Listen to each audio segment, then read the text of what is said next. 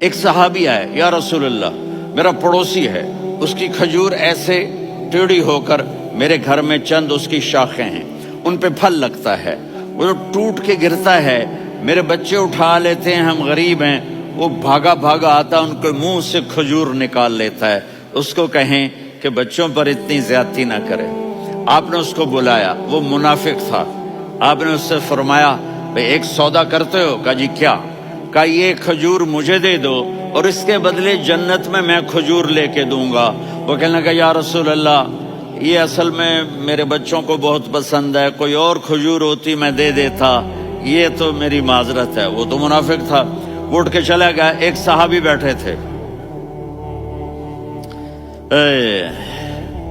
وہ کہنے لگے یا رسول اللہ اگر میں وہ کھجور لے کے دے دوں تو مجھے جنت میں لے دیں گے؟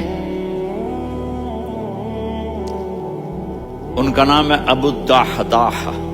آپ نے کہا ہاں تو مجھے لے کے دے دے میں تمہیں لے دوں گا۔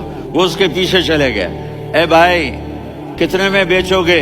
میں نے کہا جا میں نے اللہ کے نبی کو نہیں دی، تمہیں کیسے دے دوں؟ کہا اچھا بھائی منہ سے بول کتنے لینے ہیں؟ تو اس نے جان چھڑانے کے لیے کہا کہ اپنا سارا باغ مجھے دے دے، کھجور لے لے۔ باغ میں 600 کھجوریں اور یہ کھجور کسی اور کو دینی ہے۔ تو کہتا ہے پکے ہو، پھرو گے تو نہیں؟ کہا میں پاگل ہوں، میں پھروں گا؟ مجھے 600 کھجوروں کا باغ مل رہا ہے۔ انہوں نے کہا ڈن، کھجور میری باغ تیرا۔ وہ بھاگے بھاگے آئے، یا رسول اللہ میں نے سودا کر لیا۔ کہا کیسے کیا؟ کہا سارا باغ دے کے کھجور لے لی۔ آپ نے کہا پھر میرا سودا بھی بدل گیا۔ کم من عدق رداح ودار فیاح لأبی الدحداح فی الجنہ۔